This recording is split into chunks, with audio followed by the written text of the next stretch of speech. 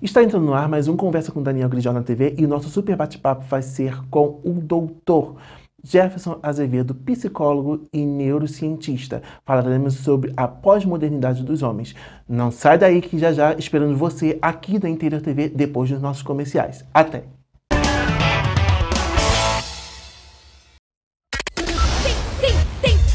Tem dores nas costas, tensão muscular, fisioterapeuta você tem que chamar. Tem dores nas costas, tensão muscular, o fisioterapeuta você tem que chamar. Dr. Daniel Grijó. O DG Intense. Se liga, ele tem 14 anos de experiência com vários casos de sucesso e é bem provável que ele consiga tirar todas essas dores de você e ainda deixar o seu corpo e sua mente equilibrados numa vibe só. Dr. Daniel Grijó. Seu fisioterapeuta em Macaé e Rio das Ostras. Pede logo esse orçamento. Ele é o cara. 22 999 09 19 39. Você não vai ficar cheio de dores perdendo tempo, né? Pede o seu orçamento agora. WhatsApp 22 99909 1939. Dr. Daniel Grijó. AM Contabilidade, escritório contábil em Macaé há mais de 20 anos no ramo. Serviços contábil, fiscal, departamento pessoal, declaração de imposto de renda, pessoa física e jurídica, abertura, alteração, encerramento de empresas, suporte para MEI, microempreendedor individual. AM Contabilidade, condições especiais de preços para empresas. Formalize o seu negócio. Agende uma visita ou ligue pelo telefone 22 99265 7768. Estamos localizados na Avenida Luiz Lírio 463, Macaé. A sua empresa em ótimas mãos. Onde você vai, a gente vai junto. Você sabe, é você nosso melhor assunto. Dias bons e ruins, quem é que não viveu? Mas a gente estava lá pra te dizer que valeu. A gente viu seu time ser campeão, viu também você perder na prorrogação. Sua rua, seu bairro, cidade, região, tem sempre lugar na nossa programação. É só você falar que a gente aumenta o som e dá um close em sua emoção. É só ligar a TV pra você ver que a gente gosta mesmo de assistir você. É só ligar a TV pra você ver que a gente gosta mesmo de assistir você. Nós também somos telespectadores da sua vida. Interior TV. A gente faz pra você. A gente faz pra você.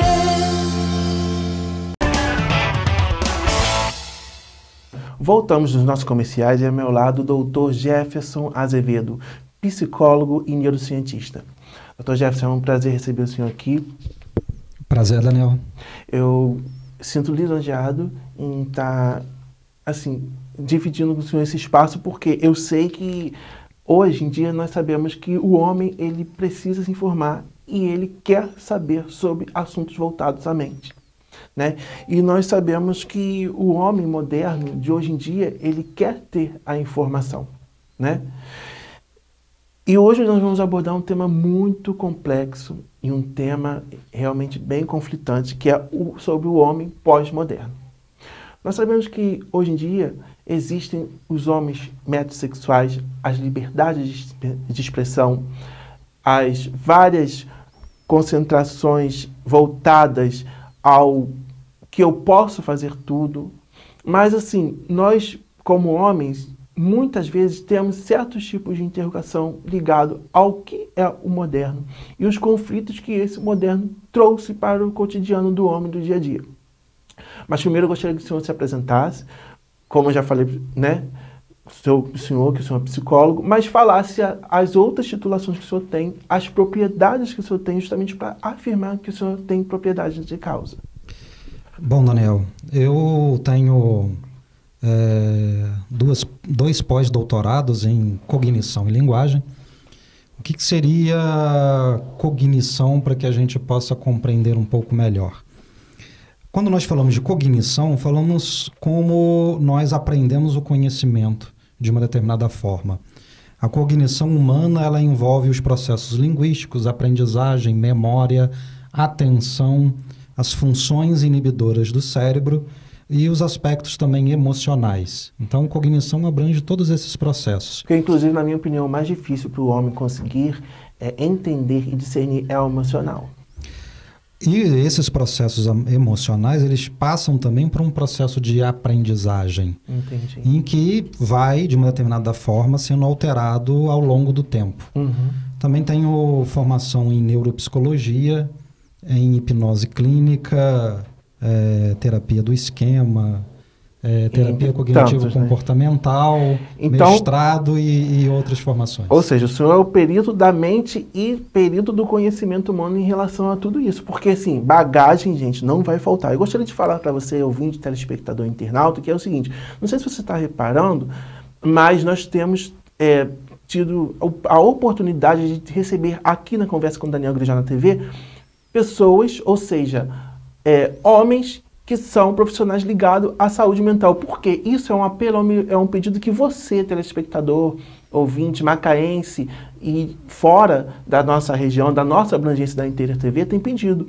Porque o homem quer saber, quer entender o que está se passando por dentro da mente. Doutor, nós sabemos que desde pequeno os homens são, de uma certa forma, boicotados a expressar suas emoções e seus sentimentos. Desde cedo, o homem ele é condicionado a isso. Na sua opinião, por que isso até hoje predomina na nossa sociedade? E qual a influência que a pós-modernidade trouxe em relação a isso? Vamos lá, Daniel. Para que a gente possa falar um pouco desses processos na pós-modernidade, a gente tem que entender mais ou menos a evolução social da sociedade ocidental de uma determinada forma.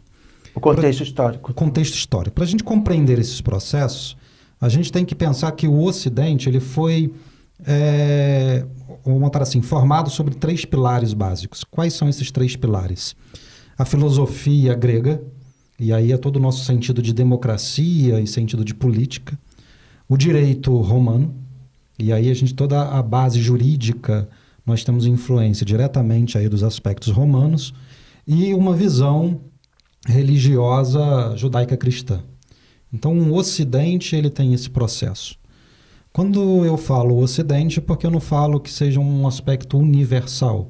Existem outras culturas que vão estabelecer ali formações distintas do Ocidente. Ou seja, várias informações que vão gerar um senso comum, ou seja, um acordo mútuo de uma parte, como que eu vou te dizer, de uma certa parte de como é um convívio social saudável. Isso, e não só de um convívio social saudável, mas também quais são os papéis que serão exercidos dentro dessa sociedade. Entendi. Então, quando a gente pega, por exemplo, uma sociedade, espera-se que nós desempenhamos determinados papéis. Uhum. Todos nós temos papéis. Uhum. Ok. E durante essa construção da sociedade ocidental, o homem, né, de uma determinada forma... Aquele padrão do homem, do, entre aspas, verdadeiro homem, que é intitulado, que é rotulado, né? Ele tem que exercer determinados papéis para ser reconhecido, né, dentro deste processo. Ou seja, ou ele é reconhecido ou ele é rotulado. Na verdade, todo mundo é rotulado, seja de forma positiva ou de forma negativa. Entendi. Porque o rótulo, de uma certa maneira, ele funciona como um poder de barganha, não é isso? Não só isso, mas é uma maneira de identificação também. Da então, sua quando cultura, você sua chega, população. por exemplo, numa farmácia, você vai comprar um produto, ele tem um rótulo. Ok? Significa que aquilo vai, de uma determinada forma, depreciar o produto? Não. É para que você reconheça o produto. Uhum. Então, quando eu falo, por exemplo, de Daniel, Daniel também é um rótulo. Você nasceu sem nome. Verdade. Né? Esse nome, Daniel, é um rótulo pelo qual a sua família estipulou lhe chamar. Idealizou. E você vai ser chamado por Daniel pelo resto da vida. Entendi, mas a pergunta que eu gostaria de fazer no foco central é o seguinte. Quando, por exemplo, pelo exemplo que o senhor citou, quando as pessoas me chamam de Daniel, quando alguém que era a minha mãe me chamou de Daniel, ela automaticamente entrou, vamos dizer, naquele enredo de que todo Daniel tem que ser num perfil, tem que ser numa característica, tem que ter algo que as pessoas esperem? Sim, aí tem o Daniel singular, né? O que é o Daniel singular? Aquilo que você vai desenvolver ao longo da sua vida, que são as suas particularidades, mas também tem aquele Daniel público. Esse Daniel público, se espera-se que ele tenha um determinado comportamento, que ele exerça determinadas funções, que ele atenda determinadas perspectivas. E é esse Daniel público que muitas vezes faz-se uma exigência acima daquilo que nós podemos tolerar e, de uma determinada forma, emocionalmente lidar com ela. No caso do homem pós-moderno. Antes de chegar no homem pós-moderno, a gente está numa fase de transição. Entendi. Essas fases de adaptação também ou só transição? A gente acaba adaptando. Entendi. Né? Então, o que se espera-se de um homem, ou, na verdade, o desenvolvimento desse papel social de homem, né? O que se espera-se dele? Espera-se que, de uma determinada forma, dentro da sociedade ocidental, ele seja o chefe de família, seja uma pessoa de sucesso, que tenha condições, de uma determinada forma, de prover todas as necessidades que a família exige no decorrer da vida. Ou seja, nesse processo, só cortando o senhor, não cortando muito a sua explicação, eu posso dizer que a parte do cuidado, ele era esquecido e agora ela está sendo exaltado, o processo de cuidado? O homem tem sido visto como o promotor do cuidado? Ou não era também assim? Não, né? Começa a se discutir agora essa questão do cuidado. Então, um homem era visto como aquele sujeito que não podia falhar, que não podia deixar de prover, era o esteio. E aí você coloca sobre ele uma determinada forma, uma cobrança de que ele tem que ser forte, infalível, o padrão inabalável. E aí você começa a ter uma exigência em que muitas pessoas, vamos botar assim, emocionalmente acabavam não transmitindo isso de uma forma geral, mas não quer dizer que psicologicamente, internamente, ele não sofria com esses processos. Ou seja, ele tinha as questões internas, os sofrimentos internos, mas não poderia exteriorizar. Não poderia exteriorizar. Então, sobre isso eu gostaria de fazer uma pergunta para o senhor. A partir de qual momento, na sua opinião, a sociedade, algumas pessoas de duplo sentido, começaram a perceber que este homem tinha uma fragilidade emocional e começaram, de uma certa forma, torná-lo um alvo? Não é nem que tornar um alvo, né? Eu gosto de dizer que você vai ter, na verdade, uma mudança dessas relações sociais. Então, após a Segunda Guerra Mundial, em que a sociedade começa a discutir determinadas temáticas e que você começa a evoluir em alguns processos, como, por exemplo, a entrada da mulher no mercado de trabalho, também a questão da discussão do racismo, principalmente nos Estados Unidos e na África do Sul, com o apartheid. Eu posso dizer que as minorias começaram a ter voz ativa na sociedade nesse período? Ou não? Sim, e aí você começa as manifestações sociais em relação a esses processos. E o homem, ele entrou em desvantagem por quê nesse processo democrático? Não é que entrou em desvantagem. Como eu falei, a gente está em um processo de mudança. Entendi. E aí o que acontece com esse processo de mudança? O processo de mudança, ele requer tempo para que se amadureça. Então a gente, eu vou dar um exemplo mais claro, talvez fique mais fácil você entender. Para os nossos internautas, os ouvintes, telespectadores entenderem. Eu não sei se você está começando a entender, mas para você entender a mente humana, você tem que adentrar ao contexto histórico e às vezes político e social. Porque a psicologia, ela trabalha no processo do entorno também. Então você precisa entender para você conseguir entender a sua mente e o porquê existem certos padrões de comportamento que você, sem querer, realiza e você se sente frustrado, amargurado e transtornado por isso. Vou dar um exemplo. Imagina que você more em um percurso de ônibus, mas você mora no meio do caminho. Você não mora nem no... Vamos botar assim... onde o ônibus inicia a sua jornada e você não mora nem no fim da jornada. Morar no meio do caminho é bastante complicado. Significa que provavelmente você sempre pegará o ônibus cheio. Quem não sabe para onde vai, não vai para lugar nenhum. Não é nem essa questão. Você vai pegar, Só que quando você entrar no ônibus, o ônibus já vai estar ocupado por várias pessoas. Você tem que se virar ali dentro. E aí você vai ter que procurar o espaço que está sobrando dentro dessa condução. Então, quem mora no meio do caminho de um trajeto de ônibus, ele sempre pegará o ônibus provavelmente cheio. Ele nunca vai pegar o ônibus vazio. Ou seja, ele não tem escolha, não é isso? Não é que ele não tenha escolha. Mas quando ele entra dentro do ônibus, ele está vendo o ônibus cheio, ele tem que entrar e se virar ali dentro. Ele vai ter que, dentro daqueles espaços, entrar nesses processos, se adaptar àquele contexto. O que difere é que, de uma determinada forma, ainda se faz uma cobrança do homem para que ele ainda atenda aos estereótipos, né, do homem anterior à pós-modernidade. Mas quando, na sua opinião, aquele homem que adentrava dentro do ônibus começou a perceber que ele queria algo a mais, sentar na janela?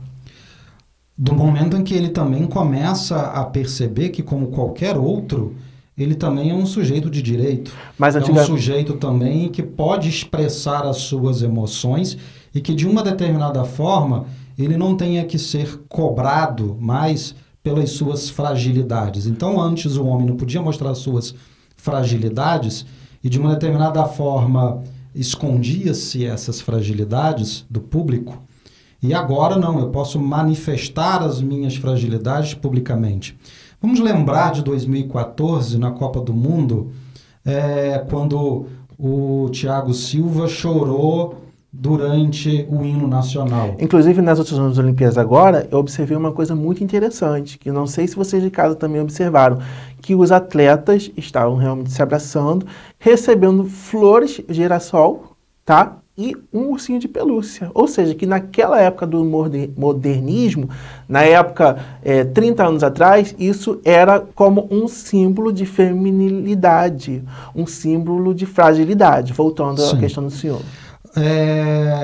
Boa parte da população brasileira viu aquilo como um fator de fraqueza do Thiago Silva, dele se emocionar necessariamente com o hino nacional. Aquele rótulo, homem não chora. Exatamente, e que de uma determinada forma isso é cobrado. Ainda hoje, apesar da gente ter toda uma modificação da sociedade brasileira, a gente está longe de uma sociedade igualitária ainda, né?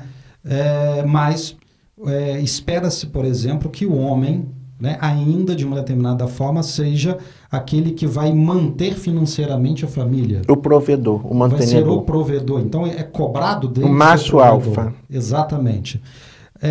Se você chega nas questões de relacionamento, né, espera-se que o homem também, de uma determinada forma, ele tenha ali os princípios que vai ter que bancar todo aquele processo financeiramente, economicamente. Então, do momento que ele se mostra frágil diante dessas questões, sejam econômicas, sejam emocionais, sejam sociais, ele é colocado como fraco, ele é colocado, na verdade, como sendo um sujeito menor. Mas a pergunta que eu gostaria de enfatizar e perguntar ao senhor é justamente o seguinte: a partir do momento em que a sociedade percebeu que esse ser frágil seria um objeto de ataque e de comercialização e então de intenções maléficas, como esse homem se percebia e o que na sua opinião fez esse estopim dessa tendência de, não, nós vamos pegar esse homem, vamos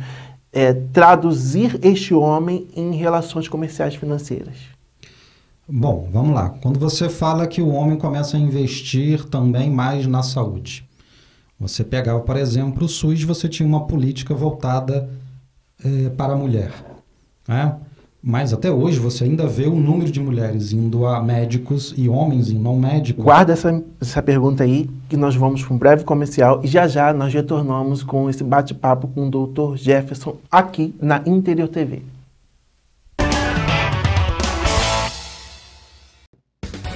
Notícias e informações é aqui na Interior TV.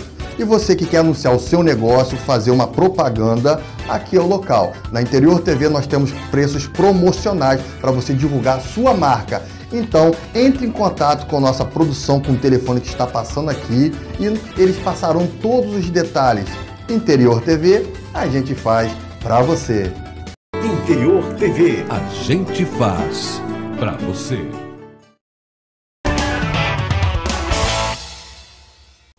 Voltamos nos nossos comerciais e ao meu lado o Dr. Jefferson Azevedo, psicólogo e neurocientista. Doutor, nós estávamos comentando sobre as potencialidades que o homem tem, sobre principalmente a área que o homem tem adentrado, que é justamente a parte do cuidado, mas acima de tudo o nosso tema é justamente para falar sobre o homem pós-moderno. E nós estávamos falando justamente sobre as dificuldades que o homem tem de saber identificar e discernir suas emoções e os seus sentimentos e como era difícil falar sobre isso. Mas principalmente nós estávamos falando sobre o contexto histórico, que era o quê? Desde a sua infância, da sua primeira infância, a dificuldade que não matriarcas, mas os cuidadores desses pequenos tinham em formar laços afetivos, em construir laços afetivos, mas principalmente em manter esses laços afetivos saudáveis e protegidos para que, naquele momento em que aquele homem tivesse a construção do homem que hoje é dito pela sociedade como o verdadeiro padrão de homem, não fosse quebrado.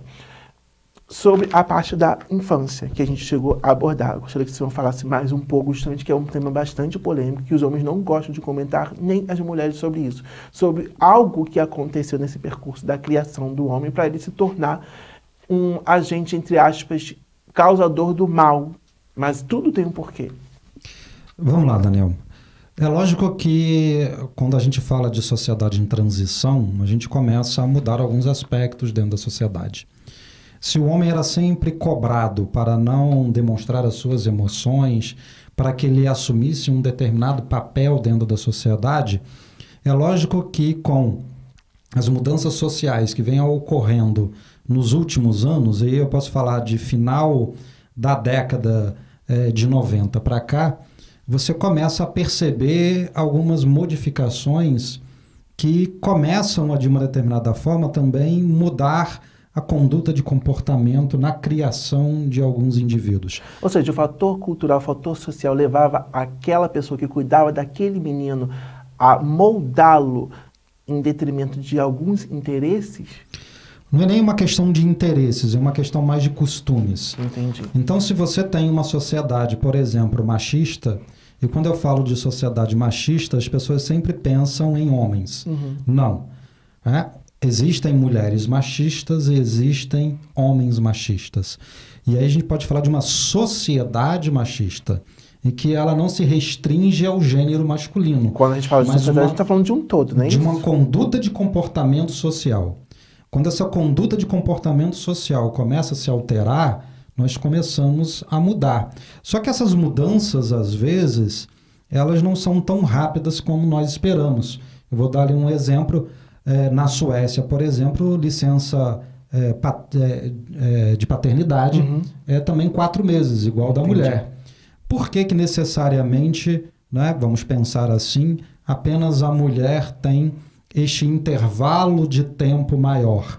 No Brasil, a gente associa que é por uma questão de alimentação da criança recém-nascida. Entendi. Mas, na verdade, o principal aspecto neste processo de desenvolvimento da criança é aumentar as relações afetivas entre a criança e os pais. Porque era tão importante que o homem estivesse fora desse contexto da primeira inserção do reconhecimento do bebê sobre o lado afetivo. Porque, na verdade, o homem tinha que assumir pura e simplesmente o papel de provedor. Porque naquele momento o homem, no caso, ele não era instigado isso nele. Por quê? Porque, na verdade, a sociedade cobrava-se um papel dele. Mas com as mudanças sociais que vêm ocorrendo, ele começa a enxergar que ele também tem uma função afetiva, não apenas mais econômica, de prover a família. Eu posso dizer que a sociedade em si, ela se arrependeu pelo mal que ela fez para esse homem? Não é uma questão... E agora, nesse século, nessa nossa sociedade, nova sociedade, que ainda está vigorando a parte do pós-modernismo, em que ela tenta, de uma certa forma, consertar o erro que ela fez ou não? Não é uma questão de certo ou errado, de mal ou bom. Não é essa concepção. Uma concepção Porque de o modernismo mudança. pregava isso, agora o pós-modernismo ele está pregando Sim, mas não quer dizer que outra você coisa. pregue algo que venha necessariamente a corrigir algo do passado. Entendi. Não é nesse sentido. Algumas mudanças ocorrem, né, pela modificação das próprias estruturas e das próprias relações. Porque só para a gente entender um pouco, sem como o senhor falar um pouco sobre o pós-modernismo e por que esse pós-modernismo afetou tanto o homem ou ajudou tanto ele? Vamos lá. Primeiro, quando você começa a ter um intercâmbio maior entre as pessoas, pelo advento da internet, né? E aí a gente pode falar no início da década de 90, na verdade meados da década de 90, as pessoas começam a trocar mais informações. No início da era digital. Isso. E aí a gente pode falar que esse começo de trocas, em que agora você pode trocar informações com o mundo inteiro, não apenas com as pessoas, você começa a ter outros referenciais, que não são apenas aqueles que você vive. Ou seja, a abertura de conhecimento de fronteiras que antigamente não existia, essa hipótese. E isso começa, de uma determinada forma, modificar a conduta de comportamento das pessoas, de uma forma geral. Entendi. Eu posso dizer que quando eu quero ter aquela pessoa subjugada, a primeira coisa que eu corto é o conhecimento? De uma determinada forma, sim. Vamos pensar antes da década de 90. Algumas questões que foram mudadas para que a gente chegue na questão do homem como exemplo. Você poderia fumar em qualquer ambiente. Então as pessoas estavam no restaurante e fumavam, na sala de aula fumava, dentro de um ônibus, um avião, as pessoas fumavam. Hoje, se você, por exemplo, fumar dentro de um ambiente público, você será mal visto. As pessoas não tinham necessariamente um pensamento ecológico antes da década de 90. Uhum. E hoje as pessoas, de uma determinada forma, já têm uma consciência ecológica em relação à preservação do meio ambiente. Mas, na opinião do senhor, quando essa consciência foi colocada em prática? Ela começa a ser colocada em prática quando os próprios gêneros, e aí eu falando tanto no gênero masculino quanto feminino, começam a rever os seus papéis na sociedade. Entendi. Começam, de uma determinada forma, a questionar. Será que eu tenho que assumir esse estereótipo de papel que a sociedade, de uma determinada forma, determina? E foi aí, a partir desse momento que o homem, eu posso dizer que o homem, ele entrou dentro do ônibus e ele observou, não, peraí, eu estou pagando a passagem, eu também tenho os meus direitos ou não? Sim, e aí você começa a pensar, pera lá, não significa que eu tenho que entrar no ônibus, o ônibus está lotado e eu tenho que me satisfazer com o ônibus lotado. Até porque em alguns países ninguém anda em pé. Todo mundo sentado. Por que eu tenho que estar aqui necessariamente em pé nesse processo? Mas a pergunta polêmica que eu gostaria de fazer para o senhor, para justamente a gente filtrar, é o seguinte: a partir de qual momento a pessoa que se encontrava com uma cadeira ociosa começou a observar que este homem queria sentar nessa cadeira e ele se sentiu descontente porque o espaço dele ia ser menor, ia ser limitado? Porque, na verdade, dentro de uma sociedade, quando a gente começa a cobrar e questionar, a gente começa também a mudar os nossos papéis. E você começa a assumir esses papéis. Eu vou dar um outro exemplo ainda muito forte no Brasil e em alguns outros países nem tanto. Aqui a gente ainda tem um nicho de emprego voltado para gêneros, quer queira ou não. Quando a gente identifica uma determinada profissão, nós brasileiros ainda olhamos como pertencente a um determinado gênero. Uhum. É lógico que vem um processo de mudança, mas aí eu considero que ainda uma mudança bastante lenta, porque considero que não existe uma profissão que seja feminina ou masculina. Existe profissão. Eu posso dizer que as fatias das minorias, ou seja, daquelas pessoas que não eram representadas pela sociedade, pelo poder político, pelas instituições religiosas, elas começaram a ganhar força em relação a ter o direito preservado e como isso se deve ao homem. Eu não falo nem de minorias, né? Porque se a gente for colocar, por exemplo, as mudanças sociais em relação às mulheres... Aquelas pessoas que não tinham voz ativa na sociedade. Isso, né? As mulheres sempre foram maioria na população brasileira de uma determinada forma mundial. Eu poderia dizer aquelas pessoas que eram desprovidas de direitos e de voz. Entendi. Quando você começa a assumir, né, o seu papel e ter voz... É como se fosse uma castração de opinião. Exatamente. Ou seja, uma cauterização cerebral. Você começa a cobrar. Mas vamos pensar um nicho no Brasil que é tipicamente feminino. Professores de educação infantil. Quando você chega, por exemplo, em um pré, em um colégio, você vai perceber que basicamente são mulheres, né, que estão ali de uma determinada forma junto àquelas crianças, que não são homens. Se você pegar a primeira série, segunda série, terceira, até o ensino fundamental 1, você vai ver que é um ambiente predominantemente feminino. Por quê? Se você hoje for para a área da psicologia também, a minha área, até a década de 50 no mundo, você percebia necessariamente que era um ambiente predominantemente masculino. A partir da década de 50 começa a ter uma alteração, se tornar um ambiente predominantemente feminino. Mas, na sua opinião, qual foi a brecha que elas encontraram para ter um ambiente favorável para elas e eles ficaram para trás? Porque dentro da sociedade, não é que nem ficaram para trás, a sociedade começa a estipular os seus papéis. No Brasil, a gente pensa em profissão e a gente pensa necessariamente em um gênero. Como uma carteira assinada no CLT? Como se fosse necessariamente você ter que assumir aquele papel.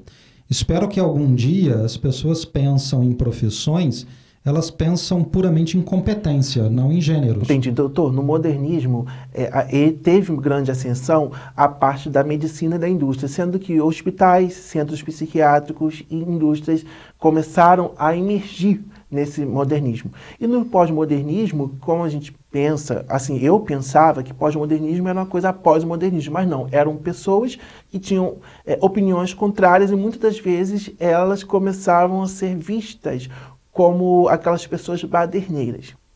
Na sua opinião, o homem, quando ele começou a ser visto não somente como um baderneiro, mas como uma pessoa que queria ter o seu direito, a sua voz de expressão? Não, vamos lá. Eu não considero ter voz e cobrar pelos seus direitos fazer baderna. Mas a sociedade via assim. A sociedade vê, mas como que eu falei, quando você entra no ambiente, né, em que as suas relações começam a ser influenciadas pelo ambiente digital, você começa a mudar um pouco, porque, na verdade, a sua voz ela passa a ter referência com outros indivíduos. Ou seja, é um leque de informações que você não tinha. Não só um leque, mas eu coloco lá a minha visão, a minha percepção, e acabo percebendo que existem outras pessoas que têm pensamentos semelhantes aos meus e que antes da internet isso acabava não ecoando de uma forma tão grande. Mas o senhor há de convir comigo que tinha algumas pessoas que com o antes da internet, ou seja, quando ele não tinha esse acesso à informação, as pessoas, de uma certa forma, faziam de tudo para manipular este homem, esse ser que tinha essa voz que muitas das vezes não era ecoada nem entendida na sociedade? De uma determinada forma, a manipulação ainda continua. Não quer dizer que ela acabou. Mas qual a diferença? Ela só mudou a forma de manipulação. Como? Bom, posso citar aqui vários experimentos dentro de psicologia social de manipulação de informações. Então, quando você, por exemplo, coloca um fake news, é uma manipulação de informação. Quando você necessariamente pega um grupo de pessoas e ela começa a manifestar uma opinião, e aí eu vou colocar, por exemplo, um experimento que foi feito na década de 50 por um polonês, um psicólogo social chamado Salomon Asch, em que ele coloca lá 3 linhas, né, cada um com um tamanho diferente, e ele coloca em um cartaz e pede para que um grupo de pessoas identifique qual é a maior linha. Ok. Nesse experimento, tem 49 atores e um sujeito que realmente está fazendo o processo de pesquisa, né? Que é o sujeito observado. É combinado com os atores que fale que a linha maior não é a maior. Né? Então, botar que a linha maior é a linha B. Ou seja, fazer eles convencer da mentira. Que a linha A. Uma mentira dita várias vezes, se torna verdade. Não necessariamente. Entendi. Né? E aí o que acontece? Quando chega no final, o sujeito, apesar de ter uma evidência, que não é uma coisa subjetiva, é uma coisa de evidência, você olha e vê qual que é a linha maior. Mas o entorno pode influenciar a nossa vista, nossa visão, não é isso? Não. E para que ele esteja junto com a maioria, para que ele se sente pertencente a um grupo, ele subtrai a sua opinião para se sentir pertencente Foi àquele isso que grupo. aconteceu com o homem? E aí ele vai lá e escolhe aquela linha. Ok. Apesar de ter uma evidência clara de que não seja a maior. De cada 10 indivíduos que passavam por essa pesquisa, 7 iam com a maioria. Apenas 3 não. Por que esses 3 não iam com a maioria? O que se chama de personalidade assertiva. Que você, mesmo tendo uma opinião contrária do grupo, você se mantém firme na sua opinião. Mas para isso você tem que ter, de uma determinada forma, uma capacidade de lidar com a ansiedade e angústia, mesmo indo, né, contra a maioria. Mas foi nesse momento que o ser humano conseguiu observar isso no homem e ele conseguiu obter vantagem competitiva? Não necessariamente. Quando ele começa a observar que ele também tem sentimentos, que ele também tem os seus próprios critérios e que começa a encontrar outras pessoas nesse ambiente que pensam da mesma forma, você começa a aumentar o eco. Entendi. É como se você jogasse uma pedra em um lago, o lago está parado, você joga. Ok, ele vai formar ondas. Mas se você vai aumentando o número de pedras, você vai aumentando as ondas, que vai ser uma onda atrás da outra. Então imagine, Daniel, o seguinte: eu estou aqui em Macaé agora, nesse momento, e falo da importância do homem manifestar as suas emoções, de se preocupar também com seus aspectos emocionais. Ok. E aí imagina que o sujeito em Campos ouça, né, ou veja o que eu escrevi na internet e concorda comigo. Poxa, eu também me vejo nessa situação de ter dificuldade de expressar as minhas emoções na sociedade. Aí o sujeito que está lá em Itapiruna começa também. Vamos antes da internet. O sujeito de Campos jamais saberia que eu, Jefferson, também tenho esse posicionamento diante da manifestação emocional do homem na sociedade. Então, na verdade, eu não tinha a capacidade de, né, vamos colocar assim, de influenciar outros homens. Então, a pós-modernidade também é um ambiente de influenciadores. Digitais influências. Mais ou menos, não apenas as pessoas que estão ali, vamos botar assim, economicamente se usufruindo desse espaço. Mas eu posso ecoar a minha opinião e de uma determinada forma soar mais alto por outras pessoas se sentirem, vamos assim, identificadas dentro daquela situação. É lógico que dentro da internet vai existir ecos bons que vão de uma determinada forma repensar as referências masculinas, né, dentro da sociedade. Algumas vão estereotipar esse papel masculino também, querendo que de uma determinada forma ainda se mantenha a visão anterior à pós-modernidade de papel masculino. Mas, de uma determinada forma, a gente vai, né, alterando esses processos ao longo da vida, ao longo do tempo. Entendi. Doutor, para finalizar, eu gostaria de fazer uma pergunta para o senhor que ela é bem polêmica, mas ao mesmo tempo ela é algo que realmente os homens têm dúvida, que é em relação de como detectar um agressor psicológico. Porque assim, a gente sabe que após a modernidade, várias pessoas surgiram no contexto para estarem o quê?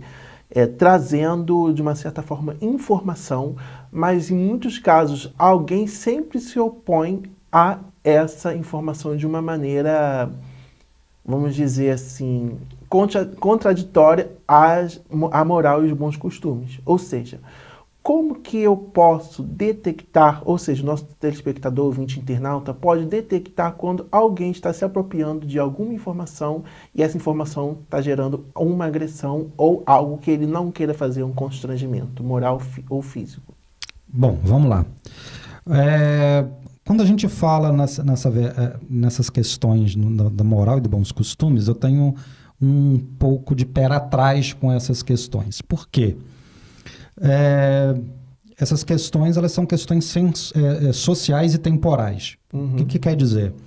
Lá na década de 40 você tinha uma sociedade, hoje nós temos outra. O que era comum naquele período não é comum hoje. Então, uma moral que se tinha na década de 40 não se tem hoje no século XXI. Uhum. E se você tivesse um comportamento parecido com o que as pessoas tinham na década de 40, você acharia hoje politicamente incorreto. Para você identificar um sujeito, né, vamos botar assim, que abusa das suas questões emocionais, e aí a gente pode falar aí dos assédios de uma determinada forma, principalmente moral, é quando, na verdade, ele não dá o espaço para que o outro se coloque, em que, na verdade, ele retira e subtrai a capacidade de diálogo do outro. Há uma imposição que, de uma determinada forma, leva à angústia e leva, de uma determinada forma, ao sofrimento psíquico do outro, ou seja, de alguma forma roubando o direito, né, dele se expressar, roubando o direito de opinar. Ou seja, de alguma forma ele tem que prevalecer, nem que seja na força, se não for física, na parte emocional. Porque a maioria dos homens, segundo relatos da internet e pesquisas, reclamam sobre agressões psicológicas, e sendo que muitos desses homens não sabem detectar, então eles se sentem fragilizados em relação a isso. Que dentro de uma sociedade a gente tem algo que chama relação de poder. Dentro dessas relações de poder, elas vão ser manifestadas de uma determinada forma. E a manifestação de poder, ela vai existir, né? Independentemente da relação. Ou seja, não tem como você correr da relação de agressão, porque nós somos, de uma certa forma, bombardeados por informações. Não é a questão de agressão. Ela pode ter uma relação que ela não seja agressiva. Hoje, inclusive, na psicologia, a gente fala de comunicação não violenta. Então, na verdade, eu posso discordar de você, mas a maneira como eu discordo é uma outra questão. Entendi, a abordagem é diferente. Então, além disso, você pode ter uma opinião diferente da minha, e apesar de termos opiniões diferentes, a gente conviver tranquilamente. Mas, por exemplo, o que eu acho que, para a gente terminar esse assunto, com certeza a gente vai ter que voltar depois para conversar sobre isso, é como é a abordagem dessa pessoa que você não observa a princípio que ela está querendo levar vantagem em cima de você, então, se explorar. Quando eu falo que não há espaço para o diálogo, para a comunicação, há uma impossibilidade, na verdade, de uma convivência, vamos colocar assim, convergente. Ou seja, para que nós possamos conviver, significa que as minhas opiniões têm que sempre prevalecer. E aí vem a questão de uma determinada forma de impor o meu poder sobre você. Uma ditadura, eu posso dizer isso? Poderia-se dizer, né, basicamente, sim, né, utilizando aí como referência que um ditador é aquele que impõe a sua opinião, que não está aberto ao diálogo. E dentro de uma sociedade... Quando a gente fala de ditador, a gente fala muito daquela autarquia política, mas a gente esquece que muitas das vezes, dentro do seio de uma família, ou de alguém que quer se prevalecer em cima de outro, é um tipo de Sim, vou usar ditadura. O nome de um livro, né, de um psicólogo e filósofo francês, que é o Michel Foucault, em que ele vai escrever um livro chamado Microfísica do Poder. Ou seja, nas microesferas, ou seja, uma família, ela de uma determinada forma também tem as suas relações de poder ali, e que a gente vai exercer de uma determinada forma. Na próxima entrevista, eu gostaria que o senhor viesse uma outra vez para falar sobre isso, sobre as relações de poder, porque eu acredito que tem muita gente com dúvida em relação a isso, homens principalmente. O que importa, que eu considero que para a gente possa evoluir dentro de uma sociedade, é que essas relações de poder, elas têm que ser mais fluidas e não necessariamente uma exigência. Eu posso ter poder sobre o outro, o problema não é o poder, é como você exerce o poder.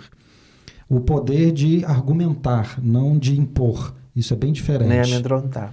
Então, quando eu, de uma determinada forma, argumento, eu estou aberto ao diálogo. Quando eu imponho, não. Aí vem um assédio moral.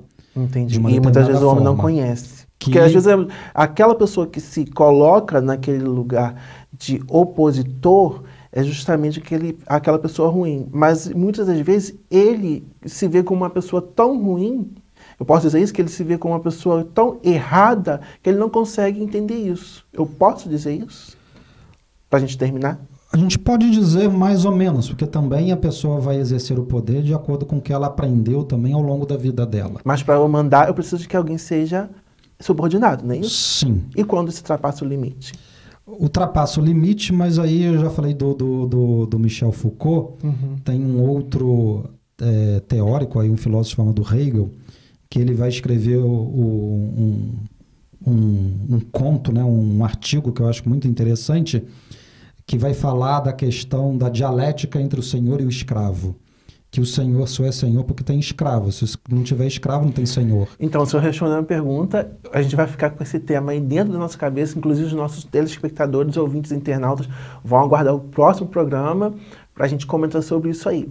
Mais uma vez, meu muito obrigado, doutor. É esclarecedor esse tema. Eu tenho certeza que esse tema sobre os conflitos internos da nossa mente e sobre como a gente consegue vencer essas barreiras são temas que precisam ser lançados na sociedade, inclusive na sociedade macaense, porque hoje nós temos o papel dos psicólogos, que são agentes promotores da saúde mental, e a gente precisa entender que eles são muito importantes. Muito obrigado.